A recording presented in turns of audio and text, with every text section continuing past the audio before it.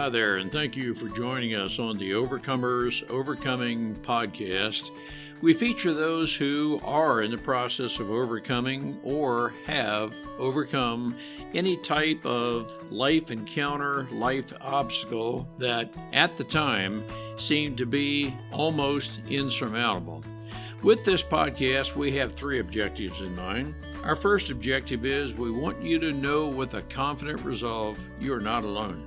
We want to work with you. We want you to know there are others who are working with you, who want to help you through whatever you are encountering, and together we will get through whatever you're experiencing. Our second objective is there are multiple options for any life encounter you are facing.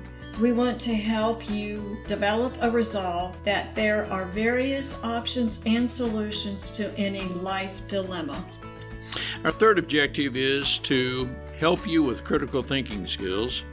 If you're encountering something that was possibly a decision you made sometime in the past, and if you had the opportunity for a life redo, you would make a different decision. We want to help you with those critical thinking skills that can help you make an informed decision and not encounter what you're going through at the moment. We are the Cooper Culture, a veteran-owned business. We work with business personnel and families to develop and sustain connected relationship cultures within their families and organizations. That type organization is one where people feel wanted, appreciated, and genuinely a part of that organization. I'm with my wife and business partner, Marty, who is helping me facilitate this podcast. Today we feature Paul Zolman, who draws on some life experiences early in life, some of the generational cultural events that occurred in his past that came forward and affected him in the context of love as equates to relationships. What he has done is become what I call a chain breaker, in that he is making a choice not to carry forward some of the past traditions that brought him to this point. Through Dr. Gary Chapman's book, The 5 Love Languages, he has tailored that message of the 5 love languages into an adaptable method to relate to others. Marty, what are some takeaways our listeners can get from Paul? I love Paul's story where he knew at a certain point in his life that he was just copying what he grew up with, the abuse, and decided that I've got to change that. Like you said, he developed his own 5 love languages. He made a decision he was not going to do to his children what was done to him. As you said, the chain breaker. And then he commented that each day, give something to someone else. And that really helps you with your attitude about your past and how you can move forward. It's a great story. That which we want, sometimes we have to learn to first give. Let's listen and learn together. Paul, it's good to have you with us. Our listeners are going to be very interested in your description of what you describe as an austere beginning of your life, where you were maybe a little bit uncertain of what love is, and through that beginning, you have not redefined love, but you have, I'm going to use the term, you've customized it to where it works well for you. Our listeners, I think, are going to be very interested in knowing a brief background, a brief summary of your past that have brought you to this point. And our listeners are going to be very, very interested in knowing love, what it is, and, just how to work with it. But Paul, it's good to have you with us. Thank you, Ron. Glad to be a part of your show. Describe to us, Paul, in your own terms, kind of somewhat of a top level of the background that got you to this point. Our emphasis is today and forward. Our listeners are very interested in somewhat of a top level background. Ron and Marty, I appreciate the opportunity here. And I think I just want to start just a couple generations back, because I think what has happened in my family is generational, and it may have been generational for a lot of your listeners as well. I had a grandfather in the late 1800s, early 1900s that had 9 children. After that 9th child was born in Indiana, his wife passed away. And that wife, or that my grandfather, of course, anybody would be distraught if their spouse passed away, but he was very distraught. And when we're distraught, we're not supposed to make major decisions. Well, he apparently did not know that rule. So decided he's going to sell the farm and sell all the equipment. And when people came to that auction, he said something like this: "And would you like this child? And would you like this child? And would you like this child?" And systematically gave away all the children except for one. And he took that one child, Benjamin, with him to Montana and found a school teacher that had never been married, had 10 more children with a school teacher, of which my father was number 6. So my father was born in 1922. This grandfather passed away in 1932, right in the heat of the Depression. Now you've got 19 children abandoned, and you've got financial, economic issues because of the Great Depression.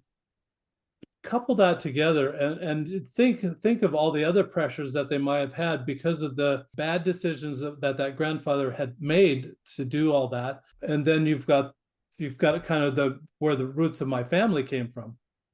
My father felt this financial pressure and just graduated from 8th grade and then went right to work. Felt like he probably had to help his mother with the economic things. His older brothers were mechanics, so that's what he decided to do.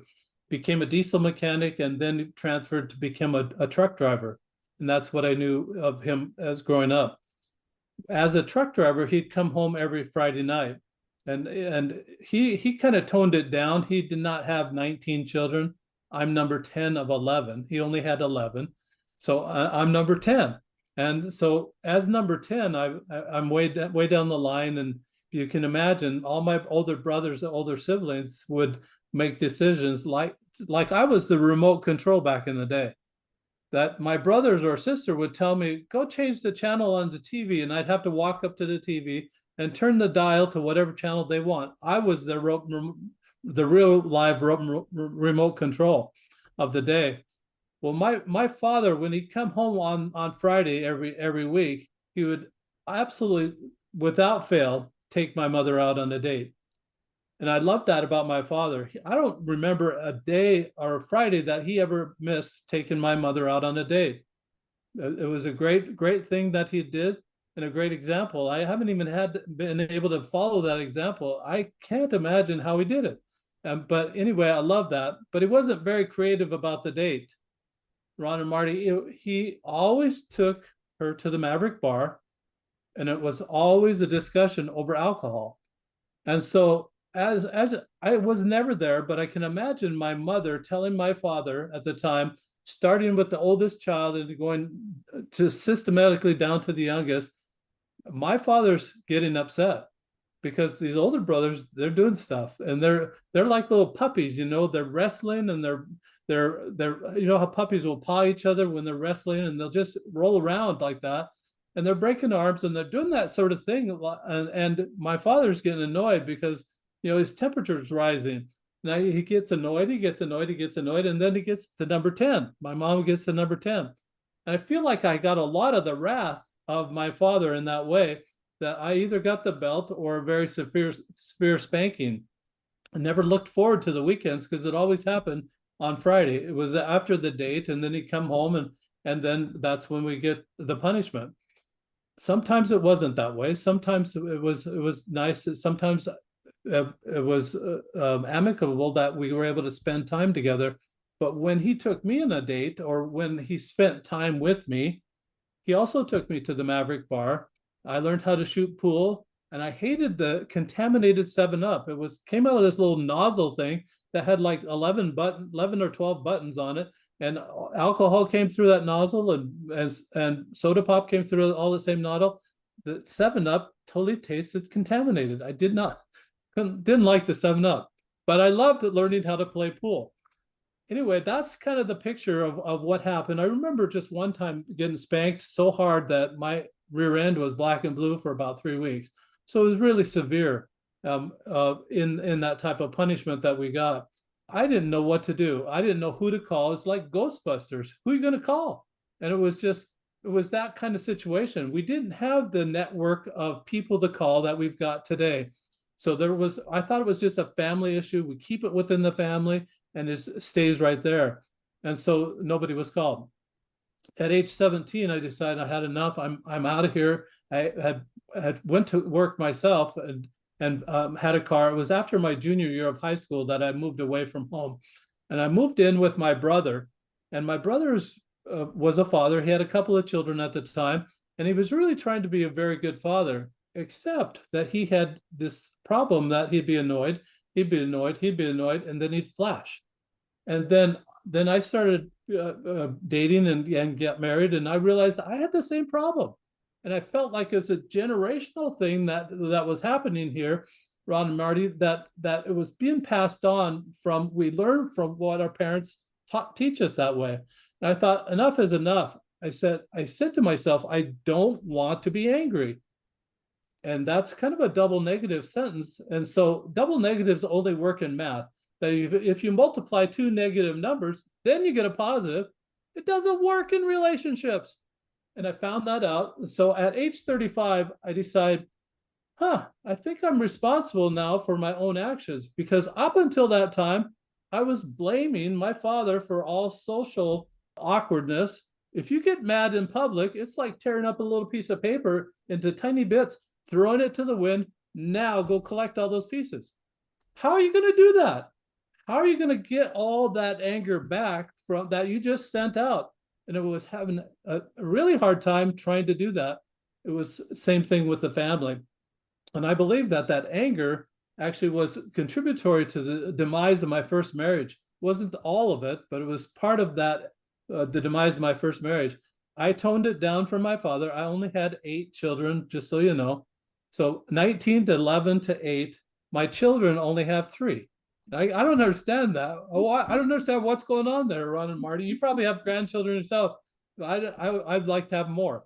That's what we got married for, right? So we'd have grandchildren, not children. After 23 and a half years of marriage, I find myself single. I have primary custody of the remaining 5 children. 3 had already left the nest. I have primary custody of the 5 children remaining. And on the weekends off, when she's got the children, I decide I'm going to go out and have like a midlife crisis thing. And I went out destination dating. So I'd go online, I'd find someone in a different city, and we'd decide on a city that we're going to meet. We'd have a date, and then we'd both go home.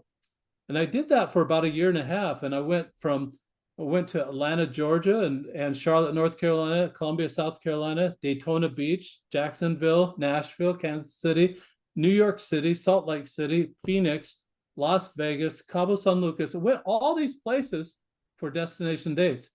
And it was like the lyrics of the song, I was looking for love in all the wrong places, not finding a thing. I thought I had a real good line on someone and actually moved to Phoenix, and it didn't turn out. So here I am in Phoenix. I'm all alone. My ex-wife had decided that she was going to move home and move in with her parents.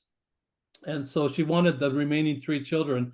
So I relinquished primary custody to her. I thought it'd be a great idea for those 3 children to get to know their grandparents a whole lot better. And it really turned out to be a great idea. But so now I'm single, I'm all alone. My older sister calls me up and says, she's 7 hours away by driving. And she says, I've got this neighbor that I want to introduce to you. I said, I don't think so. I've just been doing all this destination dating. I don't want to do it again. I'm tired. She says, oh, come on. You know, I'm number 10. I've got to do what big sister and big brother say. So I said, all right. I thought, I'll email her.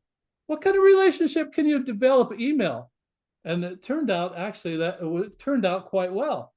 She was so humorous. One time I remember asking a question, well, how many times have you been married, to this neighbor? She says, counting the 5 that are buried in the backyard. And I just roared with laughter. I thought, that's hilarious. I mean, I got a fish on the line here. And so I started developing this relationship, and soon I moved up to where she's at. I started going up there and then moved up there, started getting a little bit more serious. Now it's time to take this woman for big brother approval 300 miles north. First thing I do is when we go in there, my sister-in-law pulls her aside and said, the only emotion that the Zolman family learned growing up was anger. At first I denied it, said, then it made me mad. I thought, she caught me. And I realized at that point that this was a generational thing, that I had an opportunity to change that perception of the Zolman family right then and there. So I started reading the color code, and then I started reading the 5 love languages, and I really kind of settled on the principles of the 5 love languages. They resonated with me. Dr. Gary Chapman was a reverend, and I'm a Christian, and he said that those 5 love languages actually reconcile to the life of Jesus Christ. I did the reconciliation for myself and said, I agree. I absolutely agree. But I didn't understand where I came from. I did not understand what he was saying. Said, Ron or Marty, I'm supposed to guess what your love language is and then cater to that? And you're calling that love? Dr. Chapman, I don't understand that. This doesn't make any sense. That doesn't sound like love. That sounds more like a manipulation or a duty-bound thing. And then the second thing that Dr. Chapman has in the book is that, well, if you take this survey, then I can find out what my love language is. Well, Ron, what am I supposed to do with that? Advertise? Oh, Ron and Marty, I'm gifts. What do you have for me today? I mean, that's a little bit ridiculous as well as awkward. That wasn't working for me either. So I thought, I remember times, even as dysfunctional as our family was, I remember times that when I was young that we played games and it brought the family together. But there was still all that put downs and all the smack talk and all the highly competitiveness that goes on with that. But it brought our family together. I thought, what if I could make this a game? So I contacted Dr. Chapman and said, are you licensing those little icons that you have for each one of the love languages? And his attorney wrote back and said, no, we're not at the time. And so I said, well, that's good because they're really ugly. They're from 1990 and it really dated. I didn't want them anyway. So I decided I'm going to make my own. But before I did that, I said, I better check with an attorney. When I went to this copyright or intellectual property attorney, I found out that theory, like the love language theory, is not copyrightable. Application is. So his applications were different. He didn't have it as a game. So I decided I'm going to create a game. So I created my own icons and then put it on a die. There you see the hand holding an hourglass, that represents time. The hand holding the platter, that represents service. 2 hands put together, forming a heart with a conversation fly out. Those are the words. 2 hands touching one another, that's the touch. And then a hand holding a gift, that's gift. So those are 5 love languages. There's 6 sides on the cube. The 6th side is surprise me. It's a hand with a question mark above it. There's just 2 instructions. You roll the die every day. That's the love language you practice giving away all day that day, all day. It's not like I did the dishes, woohoo, I'm done. It's not an event anymore. It's a characteristic that becomes part of you, that you're giving love away all day. So what I found was that over a 30-day period of giving it away, I knew the love languages backwards and forwards. I could say them all. I could not do that when I read the book 4 or 5 times. I went through the book, but the book didn't go through me. If someone offered $1 million, Ron, at that time and said, recite all the 5 love languages, I might get 3. I could not spit it out. I found a lot of people are like that today. They've heard about it, but they only know what they know. They only know what they like, or they only know what someone else might like. There are very few that know all of them and that can say them all. But I found out while I'm giving it away, I'm learning it backwards and forwards, and it gave me the eyes to see it when it comes my way. Most people don't have that peripheral vision. They have more myopic, that they can only see what they consider as love, only their primary love language. This gave me that peripheral vision. So I say, oh, they're loving on me. It's not my primary love language, but I can respond appropriately to that. So I think that it's really helped me understand when people are sending love my way, and I can just respond appropriately. The other thing that it did for me is that I stopped being annoyed. I realized what I was being annoyed about was what someone else was doing. I realized I don't have any choice on what they choose to do. I don't have any control over it. And why should I be annoyed at something I don't have any control over? What I do have control over is the love I send out and how I react. And so I realized that that's my lane. Stay in my lane, and then I stopped being annoyed. I started saying, instead of what's wrong with that person, the new question, the paradigm shift became, what's right with that person?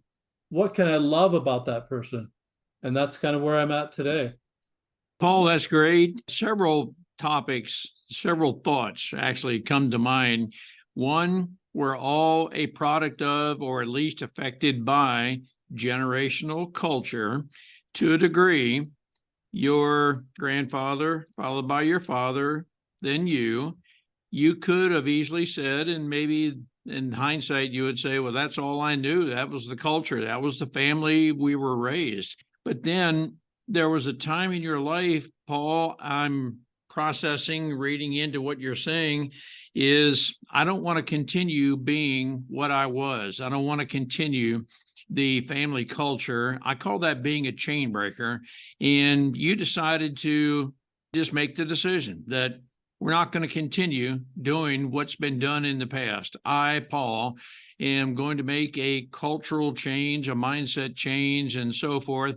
Paul, I don't want to say things that don't represent what you were thinking, what you did, but that's part of what I'm processing. Absolutely. That's spot on, Ron. That's exactly what happened with me. I decided that those traditions of the fathers really were untrue. There were just some thought processes that absolutely were skewed, that needed to be changed, there needed to be an upgrade. And I think part of the upgrade was education.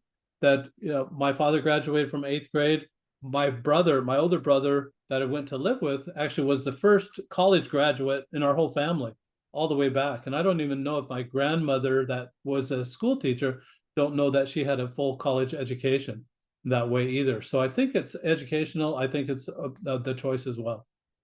There are two principles that come to mind, Paul, as you were describing what you just did, and it's very well done. One is you tend to find what you look for. If you are looking for something bad, you'll probably find it, particularly in someone else. But if you're looking for something positive in someone else, you'll find it.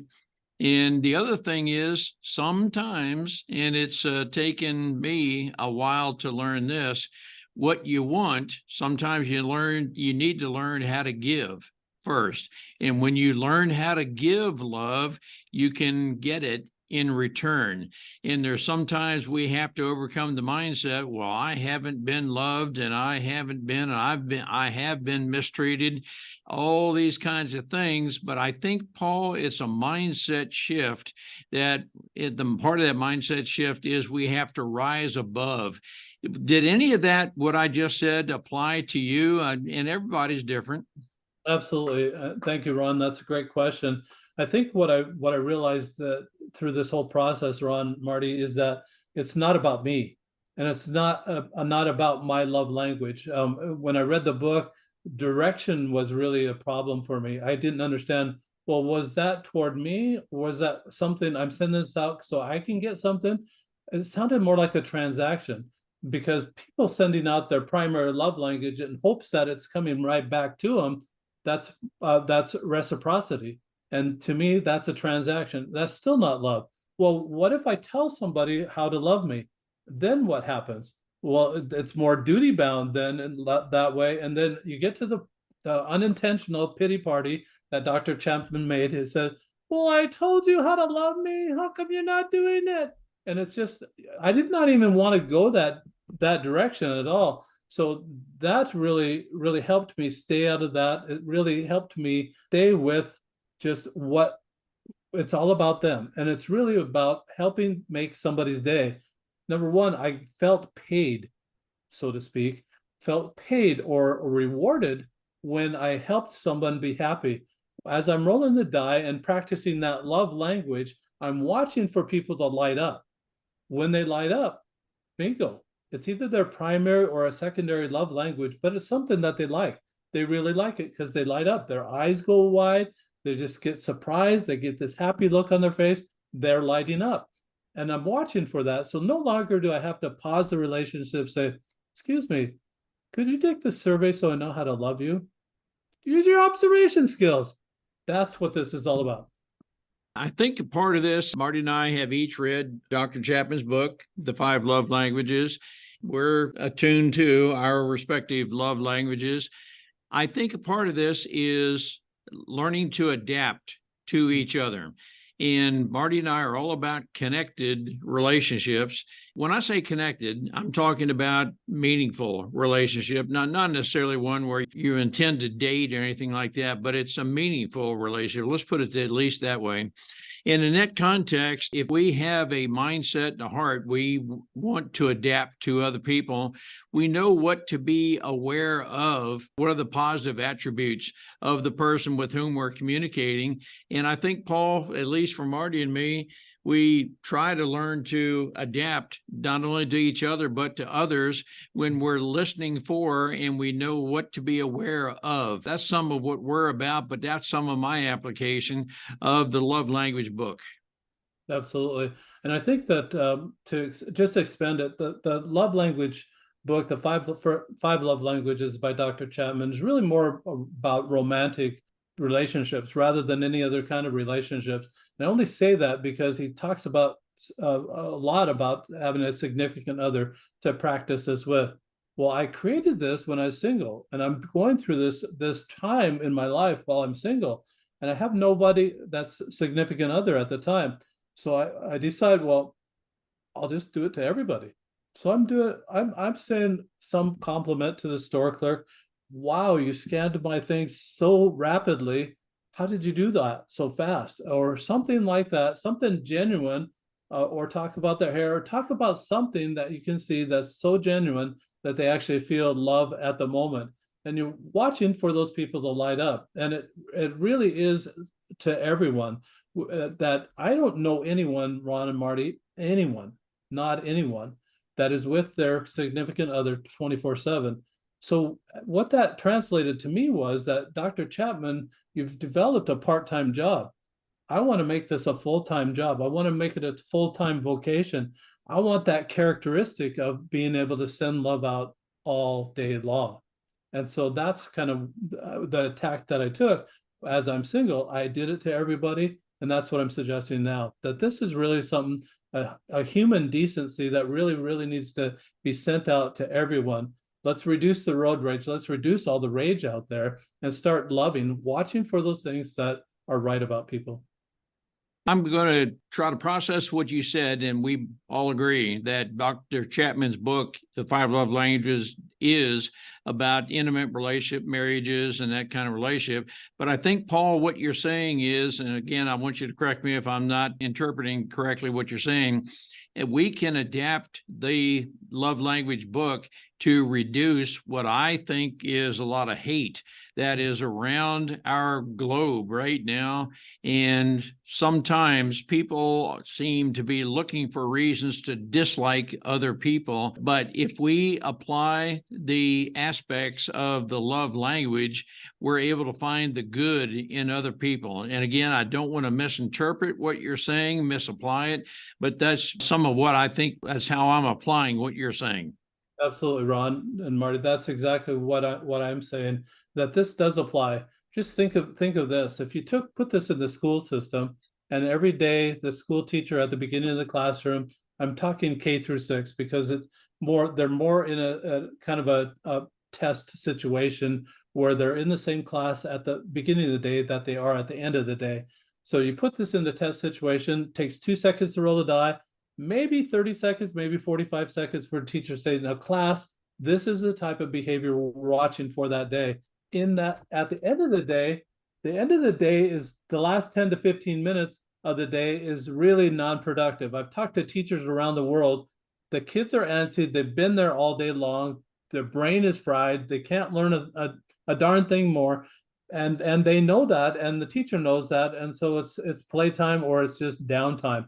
In that downtime or that non-productive time, as I'm calling it, have those children record what they rolled, what opportunities they saw to love in that way, and what they did about those opportunities. Now, what you've done Instead of these children having to wait to age 35, like I was, to take responsibility for themselves, now you're teaching them responsibility for their own actions. They have to write about it. At the end of the day, every day, they're rolling the die, and at the end of every day, they have to report what did they do that day that was loving. This, for these children, becomes a love journal over the period of the school year. The teacher will just check off that they did it, send that page home. Astute parents will gather all those papers together at the end of that year. I would bind it if I was a parent of one of those children, put it together, either a spiral bind or some way, bind that piece of paper, all those papers together. There's a spot there for the date. And now you've got a journal from their first grade. I remember my first grade teacher, Mrs. Rogers. Why do I remember her name? I don't remember my second grade teacher. I don't remember my third grade teacher. I do remember my fourth grade teacher, but why do I remember that first grade teacher's name? Maybe because she was my first teacher, maybe, but I remember the kindnesses. She was elderly, and I remember her just teaching with kind words, and just I would have loved to have had a journal to be more specific about what I loved about that class and why I loved it, what I did about those loving feelings that I had about that class. That's kind of the kind of application I think that we're talking about. Just one application. It could work in the workplace too. People need to be loved for employers need people that love people for their customer service. They want a loving workplace. They don't want a hostile workplace. It dampens the productivity in a workplace. If you've got a loving atmosphere, people are helping one another. They're not trying to sabotage. They're not trying to be hostile. And that would be non-productive time that the employer can't afford that either. So lots of applications. You're right. You are right on target. We know that statistics prove it. People will stay or leave an organization, stay with or leave an organization based on the people and the culture more so than the compensation. And when the connected relationships are there, when they feel they belong, when they feel they're valued, they will stay with an organization, even if another organization might be able to pay them more. But if the culture is not good in that other organization that might be able to pay them more, they stay where they are with that good culture. Paul, do you have a course that you have put together that you're describing in this podcast? I don't quite yet, Ron, and that's a great question. Thank you very much for that. I'm looking for 2024 to have a course. I've done several podcasts. At this point in time, I'm trying to get to the point that I'll be writing another book about it, and I'm also working on an app so that the people can have it in their hands. They can, with a push of the button, they can roll the die, and then it'll give them a few, maybe 4 or 5 suggestions of what they could do that day to practice love in that way.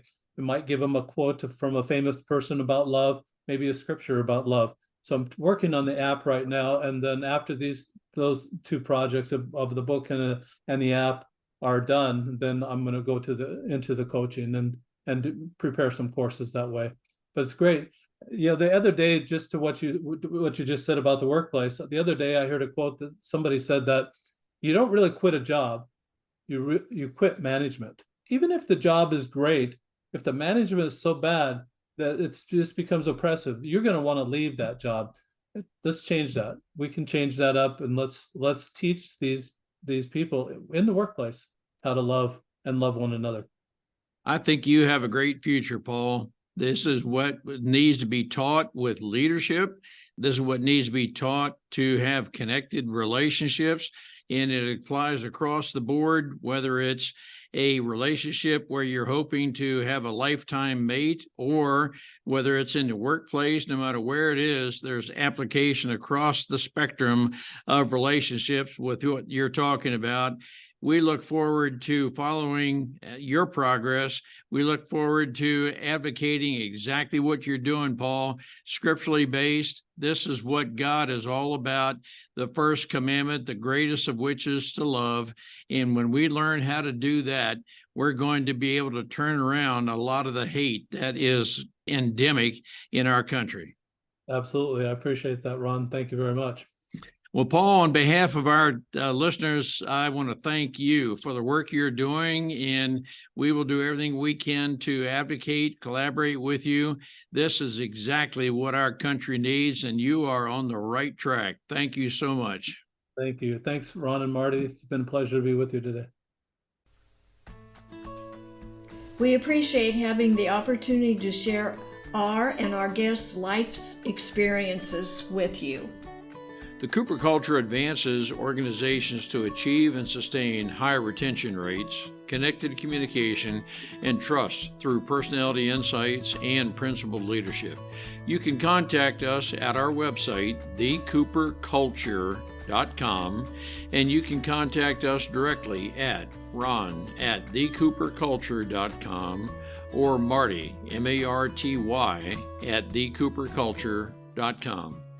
We work with you to help assess aspects of your culture to advance the environment and people to their best performance.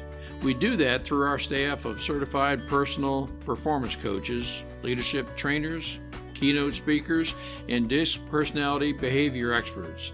You can book a speaking engagement directly through our website by contacting us at ron@thecooperculture.com. We look forward to sharing our life experiences with you, some of which are profound, some of which are pretty funny. Some of those life experiences are ones we'll never do that again because we've been through stuff. We truly look forward to working with you, speaking with you, helping advance you in any way that we can.